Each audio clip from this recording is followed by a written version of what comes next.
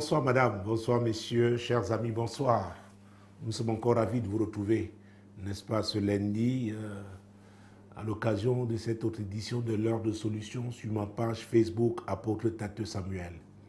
Ce soir, nous avons encore plusieurs courriers au menu, mais nous verrons comment est-ce que l'Esprit de Dieu va nous conduire. Déjà, nous sommes sous la couverture du sang de Jésus et nous savons que le Saint-Esprit va le glorifier, va glorifier Jésus. Premier courrier. Bonjour apôtre. Voilà 8 mois que ma dot est retardée parce que mon fiancé et moi refusons l'étape consistant à porter un boubou de ma défunte grand-mère et aller parler à sa tombe, puis passer une nuit dans sa case au village. Homme de Dieu, aide-nous à nous en sortir. Inès. Homme de Dieu, aidez-nous à nous en sortir. Oui, pour vraiment être aidé, il faudrait déjà que vous ayez une conviction. Savoir en qui vous avez cru, c'est très, très important. Jésus a dit que nous serons persécutés. L'apôtre Paul a renchéri, s'agissant des tribulations dont le Seigneur avait déjà parlé, que c'est par beaucoup de tribulations que nous devons entrer dans le royaume de Dieu. Et l'apôtre Pierre, ah oui, peut-être, il faut que je trouve ce verset. Ah oui, l'Église était déjà née et la persécution allait, mon Dieu, en s'accroissant. Et à un moment donné, mon Dieu, mon roi, l'apôtre Pierre a posé une question simple aux religieux. Actes chapitre 4. Actes chapitre 4. Versets 18, 19 et 20. Et les ayant appelés, il leur défendit absolument de parler et d'enseigner au nom de Jésus. Pierre et Jean leur répondirent, jugez s'il est juste devant Dieu de vous obéir plutôt qu'à Dieu, car nous ne pouvons ne pas parler de ce que nous avons vu et entendu. Voilà. Faut-il obéir à Dieu qu'aux hommes? Parce que là, nous sommes là dans une situation où on veut vous pousser à l'idolâtrie. Et c'est de l'idolâtrie qu'il s'agit. Un culte qu'on doit vouer à un faux Dieu, vouer à un être humain, vouer... Écoutez, aujourd'hui, parfois, ce culte est adressé même à un élément de la nature. Il y a des arbres sacrés dans nos villages, il y a des grottes sacrées, il y a des montagnes dites sacrées. Faut-il obéir aux hommes qu'à Dieu? En qui avez-vous cru? En qui? Écoutez-moi, la foi chrétienne dont nous parlons doit être éprouvée.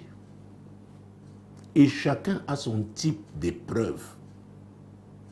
Mais puisque nous parlons d'idolâtrie, que ceux qui nous suivent peut-être pour la première fois aujourd'hui, ou alors qui ne sont pas encore chrétiens, qui sachent ce que Dieu a dit concernant l'idolâtrie. Nous sommes dans Exode chapitre 20. Mon Dieu, mon roi. Exode chapitre 20. Versets 3 à 5. Tu n'auras pas d'autre Dieu devant ma face. Tu ne te feras point d'image taillée, ni de représentation quelconque des choses qui sont en haut dans les cieux, qui sont en bas sur la terre, et qui sont dans les eaux plus bas que la terre. Tu ne te prosterneras point devant elles, et tu ne les serviras point, car moi l'Éternel ton Dieu, je suis un Dieu jaloux, qui punit l'iniquité des pères sur les enfants, jusqu'à la 3e et la 4e génération de ceux qui me haïssent. Alors, Dieu traite les idolâtres comme ses ennemis. Il les châtie. Il châtie même leurs enfants. Ah oui. Et ce sujet est tellement important. Déjà, l'Éternel dit là qu'il est un Dieu jaloux. Il est jaloux. Il n'accepte pas de partager, n'est-ce pas, sa classe, sa gloire, sa place avec un autre Dieu. Il est un Dieu jaloux. Je veux croire qu'on n'a pas de problème particulier. Très bien. Donc, l'apôtre Paul, dans 1 Corinthiens, 1 Corinthiens 10, vous dit que ce sujet est important. On doit le comprendre. Ah oui. 1 Corinthiens 10, mon Dieu, mon roi.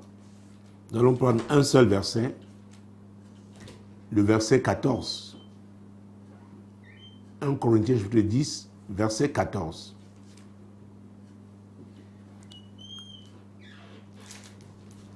« 1 Corinthiens chapitre 10, verset 14. » C'est pourquoi, mes bien-aimés, fuyez l'idolâtrie. Ah! Il n'a pas dit de côtoyer de l'idolâtrie. Il n'a pas dit de résister à l'idolâtrie. Il dit fuyez.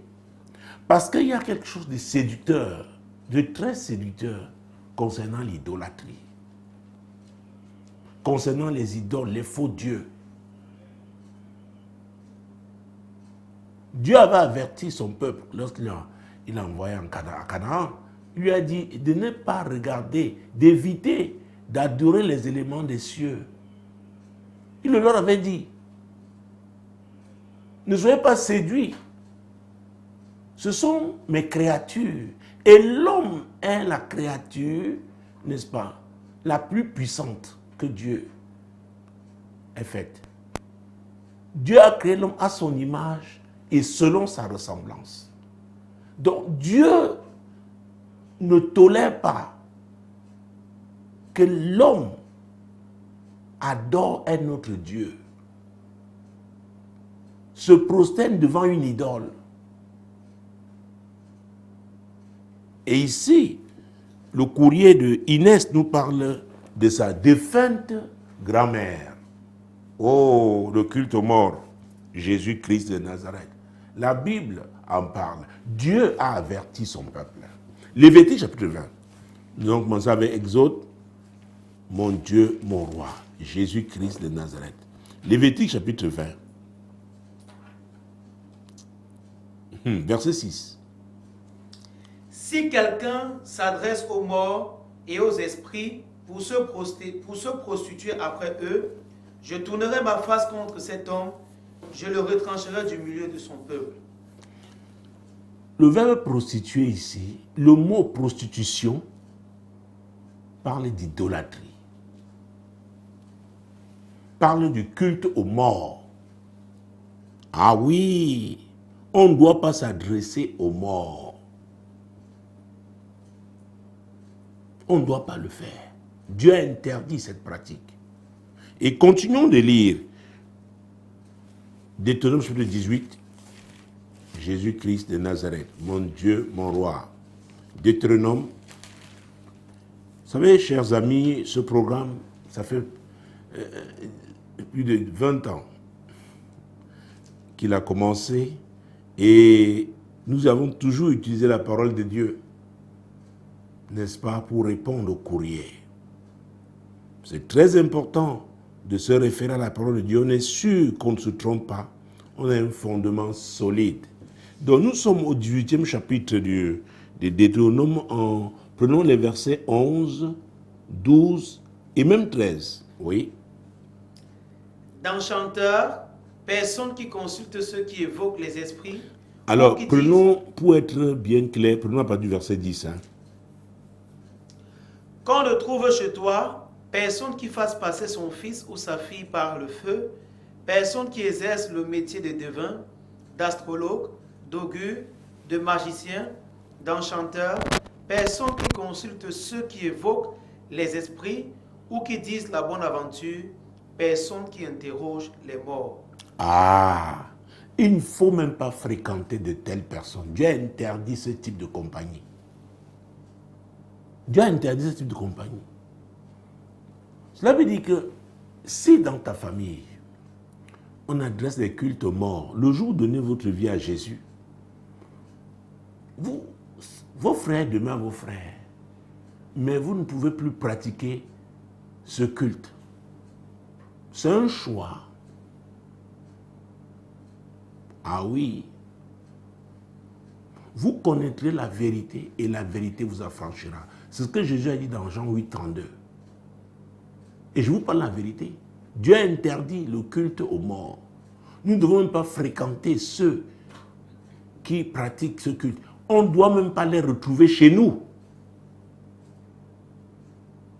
Ça peut paraître alors très dur, mais c'est la vérité. C'est la vérité. Si vous avez un frère ou une sœur qui s'adonne à ces pratiques-là et qui vient chez vous, passe des nuits chez vous, vous ne savez pas ce qu'il fera la nuit. Vous ne savez même pas avec quoi il est arrivé. Vous savez, la foi, si, la foi chrétienne, il y a un prix à payer. Il y a un prix à payer. Si vous voulez être aimé de tout le monde, alors j'ai peur pour vous. Ah oui, Jésus avait dit, celui qui veut venir après lui doit renoncer à lui-même, doit se charger de sa croix. Si on doit renoncer à soi-même, a fortiori renoncer à un culte qui est familial. Peut-être c'est de façon héréditaire qu'on pratique ce culte dans la famille. Mais le jour où vous donnez votre vie à Jésus, vous entrez dans la famille de Dieu. Et Jésus a dit qu'on ne peut pas servir deux maîtres à la fois. Ce n'est pas possible. Être chrétien, ce n'est pas fréquenter une église le dimanche. Ah non, non. C'est accepter Jésus dans sa vie. Se soumettre à lui, c'est-à-dire quoi? Pratiquer la parole de Dieu. Lui obéir. Résister aux pressions humaines qui ont pour but de vous amener à piétiner la parole de Dieu, à désobéir à Dieu, à transgresser les lois divines. Vous devez résister. Quelles que soient les souffrances que vous pouvez avoir, vous devez résister. C'est la vérité, chers amis. Puisque nous parlons du culte aux morts, prenons encore Ésaïe. Ésaïe, mon Dieu, mon roi. Chapitre 8.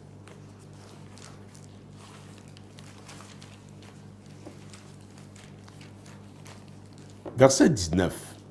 Ésaïe chapitre 8, verset 19. Si l'on vous dit, consultez ceux qui évoquent les morts et ceux qui prédisent l'avenir, qui poussent des sifflements et des soupirs, répondez, un peuple ne consultera-t-il pas son Dieu? S'adressera-t-il aux morts en faveur des vivants? Non. Et si l'on vous dit, et c'est ce qui est en train de se passer, Inès, on te dit, ok, on est d'accord pour ton mariage, pour accepter la dot, on te demande de porter, c'est pas un vêtement, je pense que c'est ça, un boubou, oui, de ta défunte grand-mère, on te demande d'aller parler à sa tombe, c'est ça? Oui. Très bien. Et de passer une nuit dans sa case. Ah! Mon Dieu!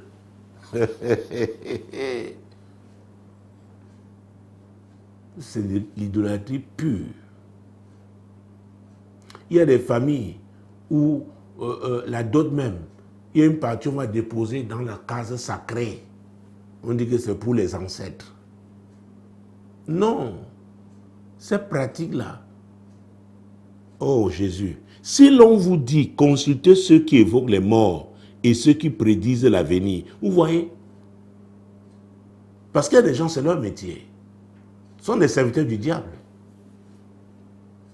On les appelle les devins. Oui, dans nos communautés. Mon Dieu, mon roi. Et les familles entières vont chez ces gens-là. Et décident en fonction, n'est-ce pas, l'orientation qu'ils donnent. La réponse est quoi? Un peuple ne consultera-t-il pas Dieu? S'adressera-t-il aux morts en faveur des vivants? Non. Non. C'est clair et net. Jésus, si on a choisi de le suivre, ce n'est plus aux morts qu'on doit s'adresser. Ce n'est plus aux morts. La Bible dit que Dieu n'est pas le Dieu des morts. Ah oui. Donc Inès, je te comprends. Tu veux absolument que la famille accepte ton mari, que tout se passe bien. Nous sommes tous, nous aimerions que ça se passe bien, mais ce n'est pas au prix de ta foi. Ce n'est pas au prix de ta foi. Tu ne peux pas servir deux maîtres à la fois. Tu ne peux pas. Écoute-moi, à vrai dire, c'est d'alliance qu'il s'agit. C'est d'alliance qu'il s'agit. Je ne sais pas le nom de qui tu portes, mais on veut te connecter, n'est-ce pas, à comment j'allais dire, à l'esprit avec lequel opérait ta grand-mère. On veut t'amener à occuper son siège. Le tout n'est même pas seulement de dormir. Ne crois pas que passer la nuit dans sa case est une nuit ordinaire. C'est une nuit de rencontre. Et de rencontre prophétique. Parce que quand on parle de prophétique, ne crois pas seulement que c'est Dieu. Il y a les prophètes du diable. Il y a les esprits qu'on appelle les mauvais esprits. Il y a des esprits ancestraux.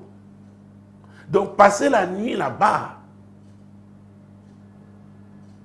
après avoir mis son vêtement et aller à la tombe, je ne sais pas quel est l'ordre, mais de toute façon, les trois étapes là sont nécessaires pour que tu prennes la place de ta défunte grand-mère, que tu exerces les responsabilités qui étaient les siennes. C'est de cela qu'il s'agit. En d'autres termes, tu ne te seras pas marié.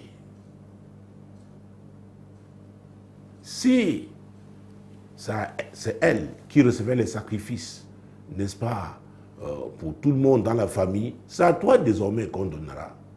Et pour les recevoir, notamment ceux qui sont annuels, tu iras dans sa case. Dans cette case-là, il y a son hôtel. Lisez mon livre, L'influence des hôtels. J'ai défini l'hôtel comme un lieu de rencontre entre, n'est-ce pas, l'humain et le divin.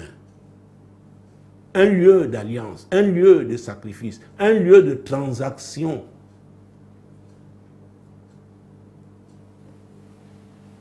Donc Inès, si tu le fais, oh, ton mariage ne sera qu'un mariage de façade. Dieu ne sera pas avec toi dans ce mariage. Ah oui. Donc un chrétien ne peut pas réfléchir, il ne doit pas réfléchir. Pour moi, le jour où on vous a posé cette condition, la réponse aurait été claire. Que si c'est ça la condition pour se marier, je ne peux pas. Et moi, je vous dis, allez vous marier. S'il refuse la dot, donnez à Dieu. Parce que bien prêt à donner. Ton mari, ton fiancé est bien prêt à le faire. Mais les conditionnalités là ne glorifient pas Dieu. Non, ne glorifie pas Dieu. Ah, on parle de vêtements. Prenons 2 rois. Après nous reviendrons, sur 1 roi. Prenons 2 rois d'abord, oui. 2 rois chapitre 2. 2 rois chapitre 2. Vous faites très attention. L'Afrique, pas seulement l'Afrique, parce que vous retrouvez ces pratiques aussi avec d'autres formes, mais on les retrouve, n'est-ce pas, sur d'autres continents. 2 rois chapitre 2. 2 rois chapitre 2. Mon Dieu, mon roi. Verset 11. Comme il continue à marcher en parlant, voici, un char de feu et de chevaux de feu les séparaient l'un de l'autre, et Élie monta au ciel dans un tourbillon. Versets 12 et 13. Élisée regardait et criait, mon père, char d'Israël et de sa cavalerie, et il ne le vit plus. Saisissant alors ses vêtements, il les déchira en 2 morceaux. et il releva le manteau qu'Élie avait laissé tomber. Puis il retourna et s'arrêta au bord du Jourdain. Ah, il s'agit ici de l'histoire d'Élisée, qui avait été serviteur d'Élie. Élie était un prophète. Ah oui, exceptionnel. Élisée a été à son service. Et Dieu a enlevé Élie. Élie n'est pas mort comme tous les autres humains. On ne l'a pas enterré, Dieu l'a enlevé. Exactement comme Enoch avait été enlevé. Et pendant qu'il était enlevé, son serviteur crie donc Élisée, mon père, il a laissé tomber son manteau. Élisée, avant de prendre son manteau, a déchiré d'abord, ah oui, ses vêtements en deux. C'est alors qu'il a pris le manteau qu'Élie avait laissé tomber. Le manteau là, mon Dieu, mon roi, oh, c'était le ministère. C'était un manteau ministériel. C'était pour le service. Alors, le ministère de ta défunte grand-mère, le service qu'elle rendait, si elle était le genre de... bon, quand on dit traduit praticien, ça prête à confusion, mais il y a des gens qu'on dit qui traitent avec les esprits. Quels sont les esprits qui leur indiquent les herbes qu'ils doivent utiliser? Et là, ça devient compliqué. Très compliqué. On le retrouve dans nos villages. Pas seulement dans nos villages, même en ville, on les retrouve parce que c'est leur métier, ils font des consultations, ils peuvent prédire des choses qui vont arriver, etc., etc. Mais c'est un esprit de divination. Ce n'est pas l'esprit de Dieu. Donc, Élisée devait remplacer donc Élie. Élie lui a laissé donc le manteau, a laissé tomber le manteau. Alors, j'ai dit qu'on devait revenir sur 1 Roi 19. Parce qu'il est important de comprendre ces choses, mesdames et messieurs. 1 Roi chapitre 19, mon Dieu, mon roi. Jésus-Christ de Nazareth. Dieu va donner les instructions à Élie. C'était avant même qu'il ne rencontre Élisée. Verset 15 et suivant. L'Éternel lui dit, va, reprends ton chemin par le désert jusqu'à Damas, et quand tu seras arrivé, tu oindras Hazaël pour roi de Syrie. Tu oindras aussi Jéhu, fils de Mimshi, pour roi d'Israël. Et tu oindras Élisée, fils de Shaphat, d'Abel-Méhola, pour prophète à ta place. Et il arrivera que celui qui... Mon Dieu, mon roi, pour prophète à ta place. Ce n'est pas Hazaël qui devait occuper la place d'Élie. Ce n'est non plus Jéhu. Eux, ils avaient un appel royal. Hazaël, roi en Syrie, Jéhu, roi en Israël. Mais le remplaçant du prophète Élie devait donc être Élisée. Et c'est pourquoi, mon Dieu, mon roi, Jésus-Christ, lisons les versets 19 et suivants. Élie partit de là, et il trouva Élisée, fils de Shaphat, qui labourait. Il y avait devant lui 12 paires de bœufs, et il était avec la 12e. Élie s'approcha de lui, et il jeta sur lui son manteau. Vous voyez, il jeta sur lui son manteau. C'était une action prophétique. C'était une action prophétique. Il n'a pas jeté son manteau sur Hazaël, ni sur Jéhu. Et ce n'est pas... Lisons, continuons. Élisée, quittant ses bœufs, courut après Élie et dit, laisse-moi embrasser mon père et ma mère, et je te suivrai. Et je te suivrai. Il a compris. Et Élie va dire quelque chose. Élie lui dit, va et reviens, car pense à ce que je t'ai fait. Pense à ce que je t'ai fait. Ce n'est pas ce que j'ai fait à Hazaël, ni à Jéhu. Toi, tu es mon remplaçant. Et c'est quoi tout à l'heure, nous avons vu comment Élisée a déchiré ses vêtements en deux pour porter le manteau d'Élie. Oh, revenons encore même sur 2 Rois 2, Jésus-Christ de Nazareth. Mon Dieu, mon Dieu. Verset 13 et suivant. Et il releva le manteau qu'Élie avait laissé tomber. Puis il retourna et s'arrêta au bord du Jourdain. Il prit le manteau qu'Élie avait laissé tomber et il en frappa les os et dit, où est l'Éternel, le Dieu d'Élie? Lui aussi, il frappa les os qui se partageaient ça et là et Élisée passa. Lui aussi, il a fait comme son maître Élie. Alors, pour montrer que vous compreniez que ça avait été fait, mon Dieu, mon roi.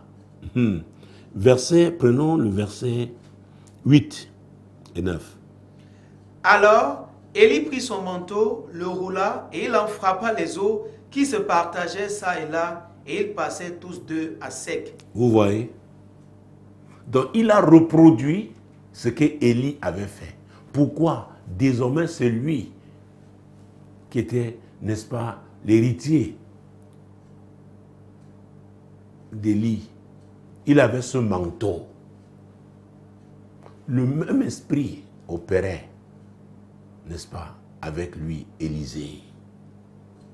Donc, on demande de porter le boubou de ta défunte grand-mère, d'aller parler à sa tombe, de passer une nuit dans sa case, au village. Mon Dieu, tu n'as pas besoin d'un dessin, Inès.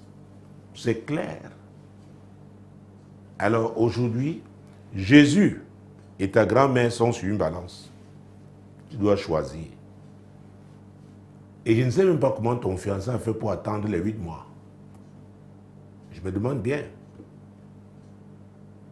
Vous êtes vraiment des chrétiens, nés de nouveau? Non. Vous espérez les convaincre? Ils ne peuvent pas. C'est à cause de ton appel. Ah oui. Il y a un siège que tu dois occuper. Celui de ta défunte grand-mère. Donc ils veulent se rassurer que qu'en te mariant, tu ne vas pas cesser de faire ce que tu étais appelé à faire. Parce qu'il y a un type d'appel. Ça a un certain âge que ça, l'esprit là, se saisit même de la personne. Donc il faut que le rituel soit fait.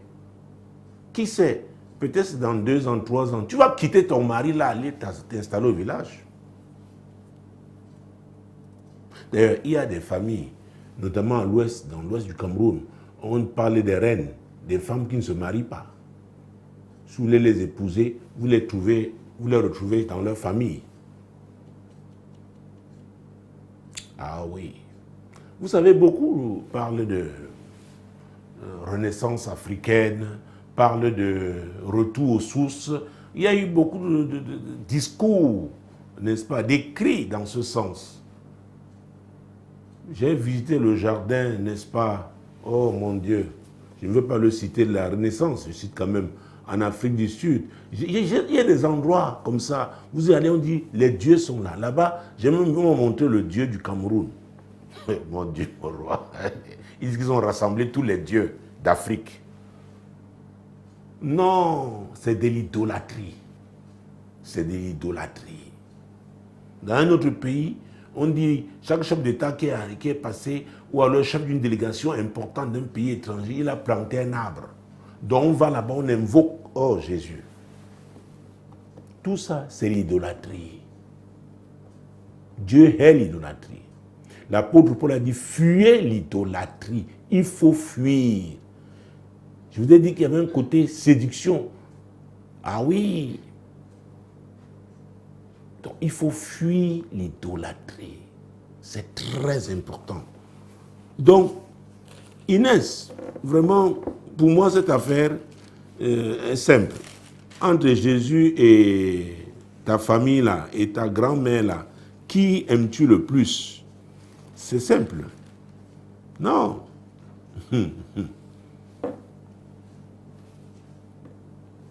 Oui. Donc, c'est le moment de choisir. C'est le moment de choisir. Il y a eu des situations dans la foi. J'ai vu des gens aller se marier vraiment seuls. Quand ils disent seuls, ça dit sans leur famille. Parce que Dieu leur avait dit. Ils avaient entendu de Dieu clairement. Pourquoi? Parce que les familles, n'est-ce pas, les poussaient à l'idolâtrie. Ah oui. il y a peut-être 5 ans, hein, oui, un soir ici, pendant une réunion, l'Esprit de Dieu a saisi une femme. Et la puissance de Dieu est en train de se manifester. Mon Dieu. Une voix a commencé à dire, c'est moi qui ai bloqué son mariage. Mon Dieu. Mais c'est la première fois que je la voyais. Et l'Esprit a dit, oui. Le jour de sa dot, j'ai demandé qu'on passe encore une nuit, cette nuit-là au village. Le matin, on l'a amené à la tombe du défunt chef de famille. On l'a lavé à cette tombe tôt le matin. On lave les gens sur les tombes. Il dit, c'est pourquoi ce mariage. Il n'avait pas pu aller jusqu'à ce jour-là, il n'était pas encore allé, passer par devant l'officier d'état civil. Et l'Esprit a dit, n'est-ce pas le feignant là, il est là dans la salle. Je demande où un monsieur se lève. Ils vivent en union libre, mais n'arrivaient pas à célébrer officiellement leur mariage. Donc le monsieur a su, parce que le jour lui a dit, non, rentre, ta femme va te retrouver. Elle va te retrouver à Douala. C'est le jour-là qu'il a su ce qui s'est passé. Et quand la femme a retrouvé, n'est-ce pas, tous ses sens et tout, sa sérénité, elle a confirmé qu'on l'avait amené à la tombe de leur défunt chef de famille. On l'a lavé là-bas. Écoutez, si les coutumes ou alors ce que nous appelons les traditions d'un peuple ne s'opposent pas à la parole de Dieu, il n'y a pas de problème. C'est Dieu qui a dit honore ton père et ta mère. C'est Dieu qui l'a dit. Mais tu ne dois pas aimer Dieu. Oh, tu ne dois pas aimer tes parents plus que Dieu. Ce n'est pas possible. Jésus a dit dans Matthieu chapitre 6, verset 33. C'est très important. C'est très important. Écoutez, à un moment ou un autre, oh, la foi est éprouvée. Et ça, mon Dieu, mon roi, la foi est éprouvée. Cherchez premièrement le royaume et la justice de Dieu, et toutes ces choses vous seront données par-dessus. Par-dessus. Et si vous lisez la partie A du verset 34, Jésus, qu'est-ce qu'il dit? Ne vous inquiétez donc pas du lendemain. Si vous avez fait le choix de Jésus, ne vous inquiétez pas du lendemain. Il s'en charge. Il s'en charge. Donc les gens vont, n'est-ce pas, vous critiquer. Les gens diront des choses terribles à cause de votre choix. C'est le prix à payer. Vous devez assumer. Vous devez assumer. Ah oui, et c'est toujours, n'est-ce pas, dans ce chapitre 6 qu'au verset 24, j'ai cité ce passage tout à l'heure. Nul ne peut servir deux maîtres à la fois. Nul ne peut servir deux maîtres. Ce n'est pas possible. Ce n'est pas possible. C'est Jésus qui l'a dit. Donc le jour où on choisit Jésus, on est soumis à lui. Il devient le seul maître. Et c'est pourquoi il faut affirmer sa foi. Parce que beaucoup refusent d'être, ils ne veulent pas être critiqués, ils essaient d'arrondir les bords, arrondir les angles. Je veux dire, écoutez, ça ce n'est pas, c'est pour un temps. C'est pour un temps. Le moment, la vraie épreuve arrive. Et on saura si vous êtes avec Jésus ou alors vous allez entrer dans des compromissions inacceptables. Et si vous le faites, le Seigneur se retire. Le Seigneur se retire. Donc Inès, je ne m'adresse pas seulement à toi, je m'adresse aussi à ton fiancé. Si vous êtes des véritables chrétiens, vous devez accepter de payer le prix. Alors, j'ai même eu des cas où, parfois, c'est l'autre famille, soit c'est la famille de l'homme, soit c'est la famille de la femme, qui dit non, vraiment, fais aussi, fais seulement comme ça, on nous donne la femme. Ou alors fais pour qu'on t'épouse. Non. Jésus a dit cherchez premièrement le royaume et la justice de Dieu. Et toutes ces choses vous seront données par-dessus. Donc il faut ce fondement. Puisque je parle de fondement, Somme 127, verset 1. C'est très important. C'est très important. Si l'Éternel ne bâtit la maison, ceux qui la bâtissent travaillent en vain. Ah! Donc, si ce n'est pas Dieu qui est le fondement de votre mariage, ce que vous êtes en train de faire là, vous bâtissez sur du sable. Vous allez échouer. Vous ne pourrez pas résister. Or, ce passage me fait penser à Luc chapitre, on va revenir au Somme 127 à sa partie B, Luc chapitre 6, mon Dieu, mon roi, versets 47 à 49. Je vous montrerai à qui est semblable tout homme qui vient à moi, entend mes paroles et les met en pratique. Entends mes paroles et les mets en pratique. C'est très important. Il ne faut pas être des auditeurs oublieux ou qui n'ont pas le courage, n'est-ce pas, d'afficher leur foi. On a vu le cas, n'est-ce pas, de Pierre et Jean qui avaient été mis en prison à cause du premier miracle qui avait eu lieu avec l'église primitive. Il leur a dit, ne prêchez plus en ce nom-là, au nom de Jésus. Ils ont dit, ce n'est pas possible. Ce n'est pas possible. Nous sommes engagés. C'est notre ministère. Ce n'est pas possible. Ils sont retrouvés en prison pour cela. Ah oui, il y a un prix à payer. Oui, la suite. Il est semblable à un homme qui, bâtissant une maison, a creusé profondément et a posé le fondement sur le roc.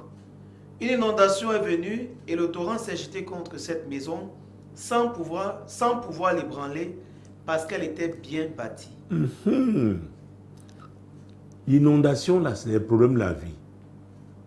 Les torrents, là, c'est la violence, n'est-ce pas? Attaché à un type de tribulation. Dans votre mariage, là, s'il n'est pas bâti sur le roc, c'est qui? C'est Jésus. Il ne tiendra pas. Parce que si tu vas faire cette pratique-là, cela veut dire que désormais, tu comptes sur l'esprit ancestral. Ton fiancé là, lui-même peut-être, il ne sait pas de quoi il s'agit. Ce n'est pas lui qui sera le chef de ton chef. Ce n'est pas lui. C'est pourquoi je suis étonné qu'il ait attendu 8 mois, que vous soyez là à attendre. Peut-être vous supplier. Non, ces gens, ils veulent t'amener à exercer, n'est-ce pas, le ministère que ta défunte mère exerçait. Que tu occupes sa place, c'est tout. Il y en a, on les appelle grand-mère. Vous voyez une jeune, des gens qui ont l'âge de leur grand-père, ils les appellent grand-mère. Grand-mère. Et quand ça arrive que ce soit des gens qui aiment les honneurs, vous les voyez alors là s'exhiber, parce qu'on l'appelle grand-mère. Grand-mère là, ce n'est pas au premier degré. Grand-mère, c'est leur fonction. C'est la place qu'elles occupent. Ah oui. La suite. Mais celui qui entend et ne met pas en pratique est semblable à un homme qui a bâti une maison sur le sable, sur la terre, sans fondement. Ah. Alors, il y a beaucoup, ils sont assis à l'église. Ils écoutent bien la parole. Mais ils vont se compromettre par derrière, ils ne disent à personne. Quand il y a des problèmes, on prie, on ne comprend pas d'où ça vient. Pourquoi? On a voulu faire plaisir aux hommes. Oui. Tout à l'heure, nous parlions des tradis praticiens, des devins. Si ceux qui s'appellent chrétiens cessaient de fréquenter ces gens-là, beaucoup fermeraient boutique. Mais à l'église, il y en a qui servent 2 mètres à la fois. C'est-à-dire, ils servent le diable. Ils vont chez ces gens-là. Ils vont recevoir les messages là-bas. Ils vont chercher des fétiches là-bas. Et ils sont assis à l'église. Parfois même occupent des postes de responsabilité. C'est pourquoi il y a beaucoup de confusion à l'église. Mon Dieu. La suite. Le torrent s'est jeté contre elle, aussitôt elle est tombée, et la ruine de cette maison a été grande. La maison, c'est ton mariage, c'est votre mariage. Alors, si ce n'est pas Jésus qui en est le fondement, vous allez échouer. Vous allez échouer. Et c'est pourquoi, quand nous lisions le psaume 127 tout à l'heure, la partie B, je l'aime, parce qu'il peut arriver que les gens bâtissent bien sur le fondement qu'est Jésus, le bon fondement, le roc, mais il faut demeurer. Il faut demeurer. La partie B dit, si l'Éternel ne garde la ville, celui qui la garde veille en vain. Donc, si on bâtit son mariage avec le Seigneur, on doit demeurer avec lui. Même pendant les moments difficiles. Parce que la famille viendra vous dire, oh vraiment, ce qui vous arrive là, c'est parce que tu n'étais pas allé à la tombe. Donc, on va maintenant te rattraper. Non. Non. C'est pourquoi il dit un prix à payer. Donc, je m'adresse aux chrétiens. Si tu n'es pas chrétien, tu es libre. Mais tu m'as écrit, je réponds en espérant, en interrogeant ta foi, si elle est authentique. Alors, si tu voulais juste quelqu'un pour te soutenir, t'encourager, je viens là part du Seigneur pour t'encourager. Demeurez ferme dans votre foi. Demeurez ferme. Demeurez ferme. Dieu sait tout. Donc, si ton fiancé a déjà rassemblé l'argent pour tout ce qu'il faut pour la dot, et que maintenant, on refuse de prendre cette dot parce qu'il faut absolument que tu portes, n'est-ce pas, ce vêtement de ta défunte grand-mère, que tu ailles parler à sa tombe, que tu passes une nuit dans sa case, alors vous leur direz, je suis désolé. Je ne peux pas faire ça. Mon fiancé et moi, nous avons choisi Jésus. Vous savez, la Bible dit que l'Église est l'épouse du Seigneur.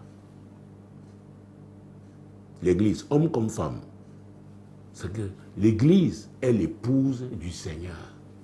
Et quand on parle de l'Église, la communauté, n'est-ce pas, des croyants de la nouvelle naissance, n'est-ce pas, qui sont conduits par l'Esprit de Dieu, encore appelé le Saint-Esprit, encore appelé l'Esprit de vérité. Donc l'idolâtrie est une activité des ténèbres. C'est pourquoi l'apôtre Paul a dit, fuyez l'idolâtrie. Fuyez l'idolâtrie. Et toujours dans ce chapitre 10 de 1 Corinthiens, parce qu'il dit fuyez l'idolâtrie au verset 14, et au verset 31, n'est-ce pas? J'ai pris l'habitude depuis un certain temps de rappeler ce verset, afin que chaque fois qu'on se retrouve devant une situation, un dilemme, que ce verset nous aide. Soit donc que vous mangiez, soit que vous buviez, soit que vous fassiez quelque autre chose, faites tout pour la gloire de Dieu. Ah, faites tout pour la gloire de Dieu. Alors, il faut donc se poser la question de savoir, Inès, aller porter donc le vêtement de ta défunte grand-mère, aller parler à sa tombe et passer une nuit dans sa maison, est-ce que ça glorifie Dieu? Non. Non et non. Donc, pour moi, dès la semaine prochaine, vous avez le temps de prier, dès la semaine prochaine, je ne sais pas par quel canal, vous allez leur faire comprendre de façon claire que ce n'est pas possible pour vous. Et que s'ils ne prennent pas la dot, si votre mariage pour eux est assujetti à ce rituel, alors vous allez vous marier. Je ne sais pas qui est votre pasteur, parce que votre pasteur vous aurait encouragé dans cette voie-là. Le Seigneur va vous aider. Il va vous aider. Il va vous aider.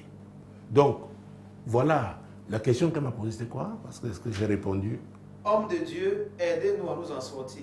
Alors, je pense que vous avez suffisamment d'éléments, n'est-ce pas, pour décider de votre avenir. Jésus, c'est lui qui est le fondement sûr. Voilà, Inès. Que le Seigneur vous bénisse. Demeurez fortifiés. Deuxième courrier. Bonjour, papa. Titulaire d'un master, j'attendais pour une inscription à un autre master en Belgique.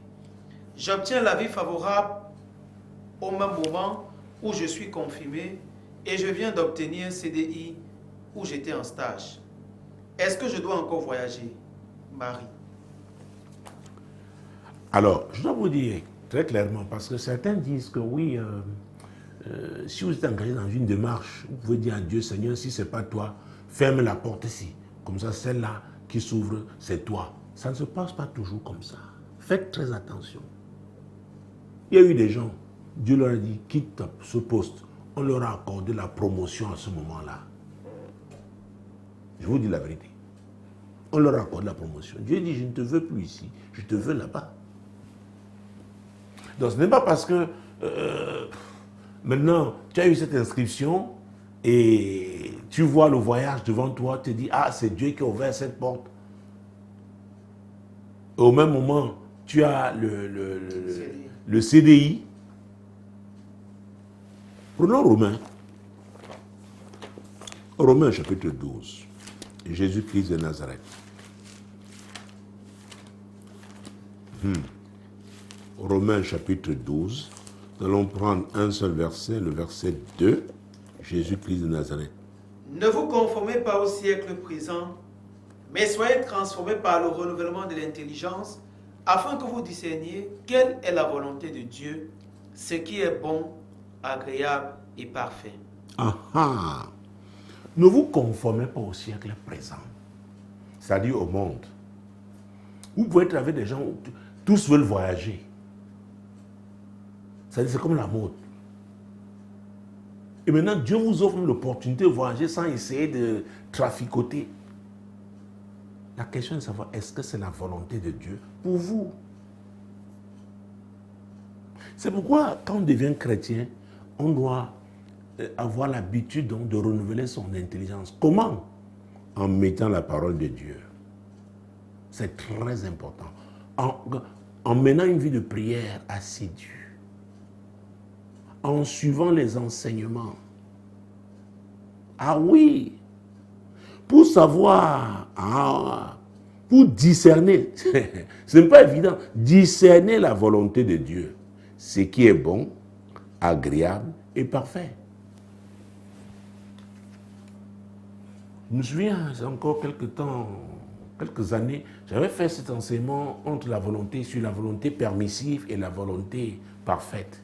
Vous faites très attention. Il y a des choses qui brillent. D'ailleurs, ce dicton qui dit que tout ce qui brille n'est pas or. Ce n'est pas parce que tout le monde court dans une direction que toi aussi tu dois y aller. La différence entre nous les chrétiens et les autres doit être le discernement.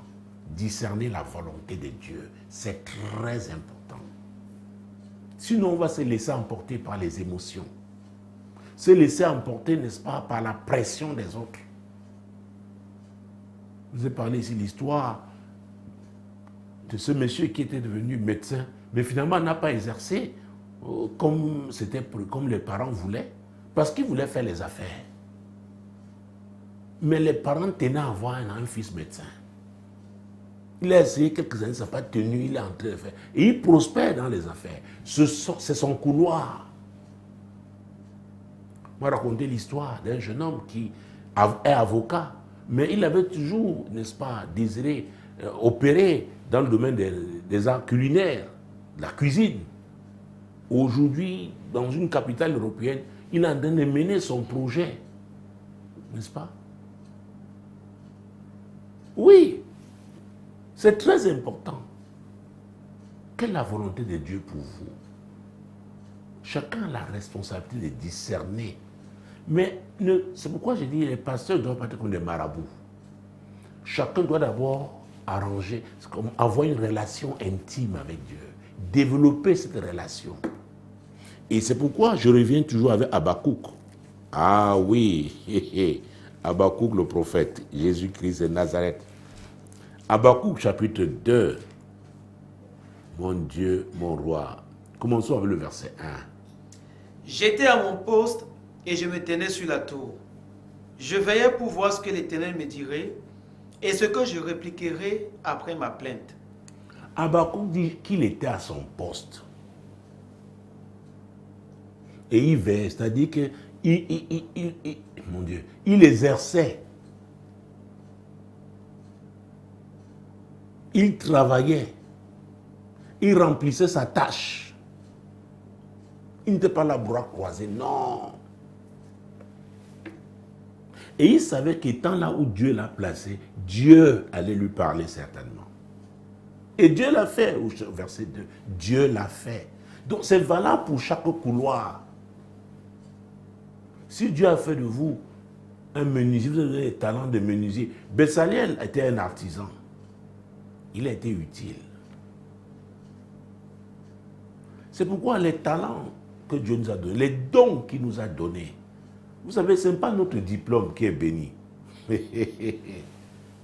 Le diplôme avait dit qu'il devait vous aider à avoir un certain nombre d'informations. La formation, quand on va à l'école, c'est pour avoir un certain nombre d'informations qui nous permettront, n'est-ce pas, d'exploiter, mieux exploiter pour la gloire de Dieu, donc les talents et les dons que Dieu nous a donnés. Bon, heureusement, de ce côté, l'Afrique, bon, tout faire pour avoir le diplôme, tout faire pour avoir un matricule dans la fonction publique. Et beaucoup s'ennuient en tant que fonctionnaire. J'étais à mon poste. J'étais à mon poste. J'étais à ma place. Et la place aussi à avoir un lieu. Il y a des Africains qui souffrent en Occident. Ah oui, qui souffrent. Qui souffrent en Occident. Ils croyaient que c'était l'Eldorado. Il faut faire très attention. Il faut essayer, par la grâce de Dieu, à identifier sa place. Prenons Néhémie. On n'a plus assez de temps, nous allons courir maintenant. Néhémie, chapitre 1. Si vous trouvez le livre de Somme, allez sur la gauche, vous ouvrez Job, Esther, Néhémie. Mon Dieu, mon roi. Néhémie, chapitre 1.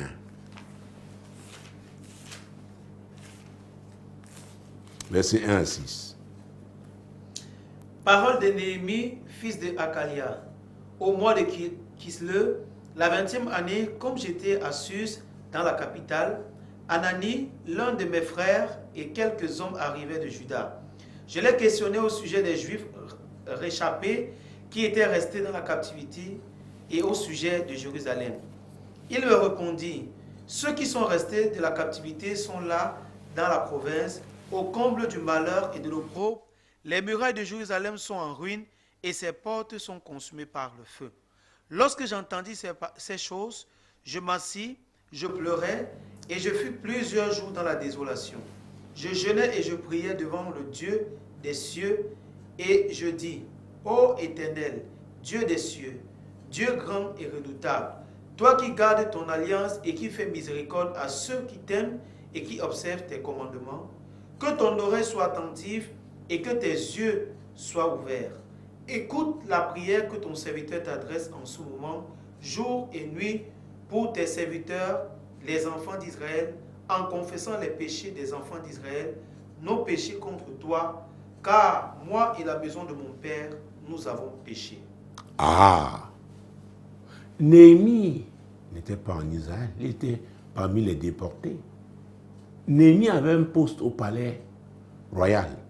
Il était chanson, il servait le vin dans la coupe du roi. C'était un poste vraiment, oh, il était un privilégié, voir le roi chaque jour. Mais Néhémie a questionné, n'est-ce pas, oh mon Dieu, mon roi, ce juif, n'est-ce pas, ces juifs, pour savoir comment étaient leurs frères qui étaient restés au pays. Quel était l'état de la ville? Pourquoi il leur a posé cette question? Parce que c'était son souci. C'était une préoccupation qu'il avait. Et c'était l'appel de Dieu dans sa vie. Et effectivement, quand on lui a raconté la situation désastreuse, n'est-ce pas, de ses compatriotes qui sont restés, les murs de la ville qui était dans un état de délabrement, mon Dieu, consumé par le feu, Jésus, il a été dans la désolation. Et il s'est mis à jeûner, à prier, tout seul. Il n'a pas convoqué une réunion de prière. Ça commence d'abord avec quelqu'un. Lui et son Dieu. Alors, il mangeait les meilleurs repas, n'est-ce pas, au palais. Mais il a décidé de jeûner pour cette question-là. Parce que c'est Dieu qui lui a donné ce fardeau. C'est très important.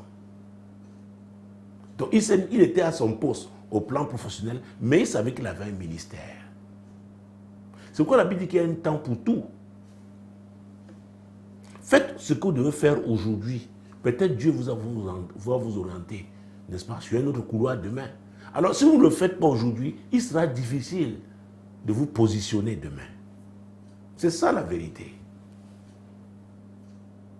Et ça évite qu'on s'embrouille. Ça évite qu'on s'embrouille. Verset 11. Pour que vous sachiez quel poste il occupait.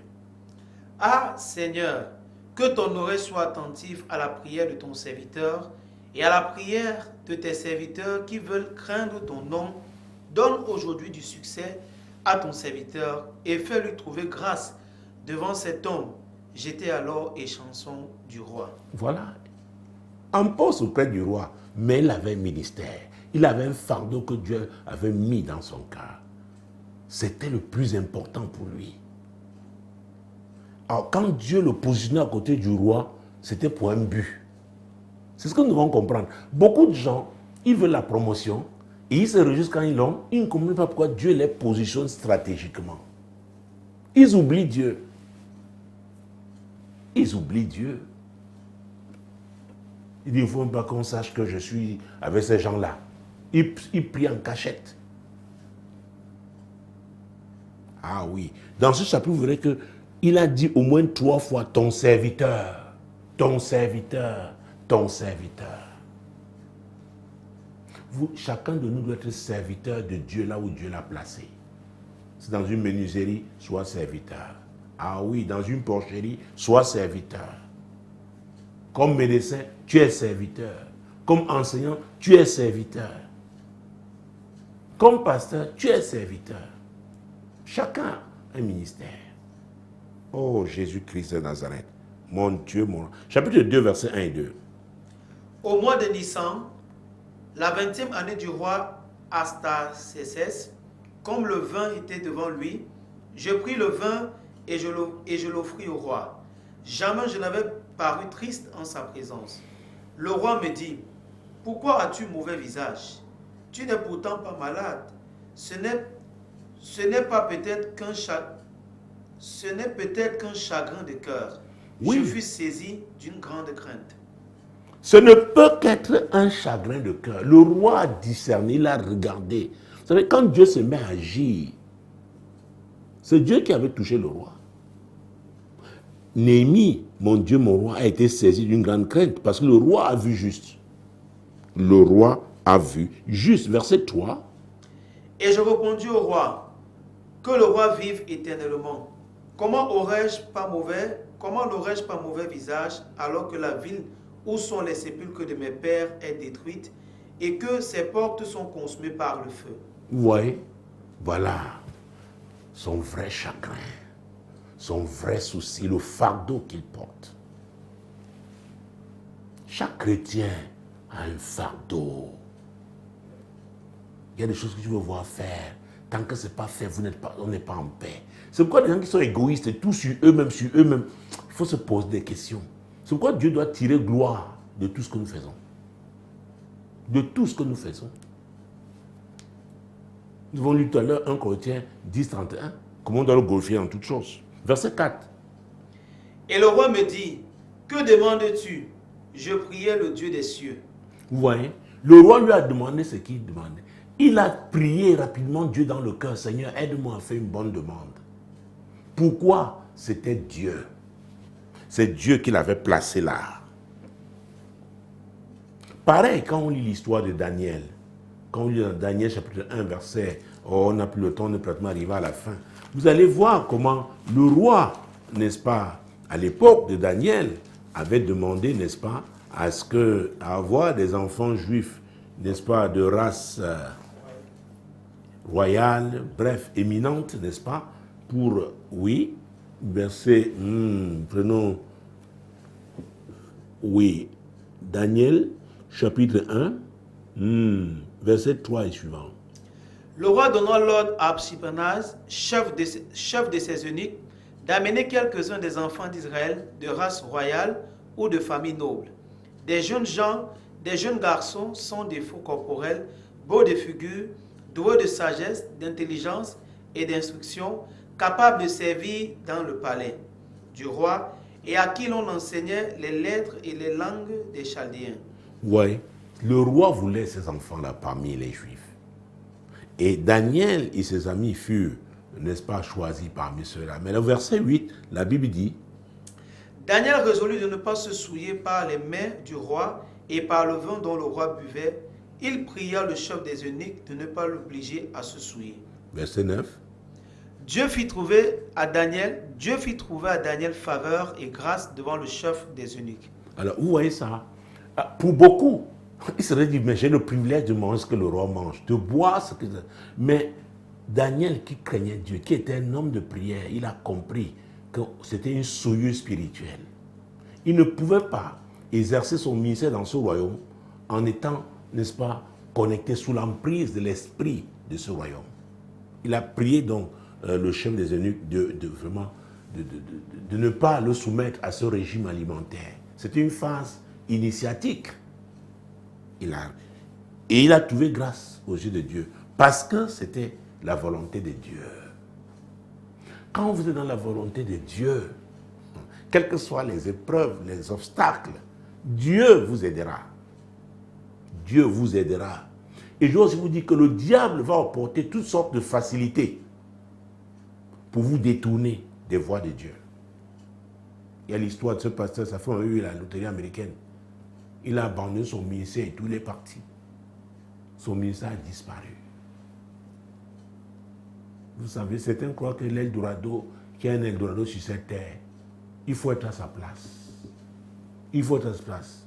Si Dieu vous veut dans un village, allez dans ce village-là. Soyez fidèles. Autant marqué, Dieu va vous bénir. N'imitez personne. Ça peut marcher pour les autres. Peut-être c'est l'appel de Dieu pour eux. Mais pour vous, restez dans votre couloir et payez le prix. C'est très, très important. Versets 15 et 17. Au bout de 10 jours, ils avaient meilleur visage et plus d'un bon point que tous les jeunes gens qui mangèrent les mets du roi. Vous voyez ça? Pourquoi Dieu était avec eux? La grâce de Dieu. Verset 17. Dieu accorda à ces 4 jeunes gens de la science, de l'intelligence, de toutes les lettres, dans toutes les lettres et de la sagesse, et Daniel expliquait toutes les visions et tous les songes. Vous voyez ça? Il a eu la percée. Mais il fallait payer le prix. Il fallait payer le prix. Et c'est ce Daniel qui va découvrir la prophétie. Quand on lit Daniel 9, on n'a pas le temps, verset 1 à 6. C'est lui qui a découvert dans les archives la prophétie de Jérémie que le peuple devait passer 70 ans de captivité, en captivité. Et il s'est mis à prier. Dieu a envoyé l'ange. Mais l'ange a été retenu par le chef du royaume de Perse pendant 21 jours. Il continuait de prier. Quand vous lisez au chapitre 10, n'est-ce pas, verset 10 et suivant. Oui, mon Dieu, mon roi. Verset 12 et suivant. C'est ça. Donc, cher ami, qu'est-ce que Dieu t'a dit depuis que tu as cru? Dieu parle. Dieu parle. Pourquoi Dieu t'a envoyé sur cette terre? Nous sommes tous des envoyés. Tu as déjà un premier master. Maintenant, peut-être c'était en attendant de trouver un emploi que tu as postulé pour un deuxième. Maintenant, non seulement je veux prier pour toi, je veux prier pour tous ceux qui sont, n'est-ce pas, comme un carrefour, ils ont un choix. Je veux prier pour que Dieu les aide. Dieu les aide. Dieu les aide. Et tu parles de ce contrat, un CDI, parce que c'est un bon contrat. Dans notre contexte aujourd'hui, quel que soit le pays africain, même dans le monde, avoir un CDI, aujourd'hui, ce n'est pas donné. Ce n'est pas donné. Et si tu en parles, j'ai comme l'impression que tu as me retenu comme cadre. Donc, il faut... arrête-toi d'abord. Et on peut... Aujourd'hui, il y a des masters qu'on obtient en ligne. Ah oui! Est-ce que c'est le temps pour toi d'être jeté comme ça parce que les gens voyagent? Oh mon Dieu, depuis une semaine, nous prions par rapport à... Nous avons plusieurs passages bibliques. Somme 139, verset 16, Jérémie 33, verset 2, et Romains 8, verset 28. Donc, dans le premier, David dit, quand je n'étais qu'une masse informe, tes yeux me voyaient. Sur ton livre était écrit tous les jours de ma vie, avant qu'aucun d'eux n'existât. Dans Jérémie 33, verset 2, Dieu dit à Jérémie que c'est lui le concepteur et c'est lui l'exécuteur. Et dans Romains 8, 28, l'apôtre Paul nous apprend que toute chose concourt au bien de ceux qui aiment Dieu et qui sont appelés selon ses desseins. Est-ce que tu aimes Dieu? Dieu qui te connaît. Et la prière que nous allons faire maintenant. Et toi, tu es pris comme point de contact. Tous ceux-là qui sont en train de tergiverser. Si vous aimez Dieu, je prie et je déclare au nom de Jésus que Dieu vous fera connaître sa volonté parfaite pour vous en cette saison au nom de Jésus. Face à un choix, oui, vous avez la possibilité de choisir la grâce de Dieu à cause de l'amour de Dieu dans votre cœur, l'Esprit de Dieu qui répand l'amour de Dieu dans nos cœurs, selon Romains 5, il vous conduit, parce que c'est lui qui nous conduit dans toute la vérité. Que le Seigneur vous bénisse. Shalom.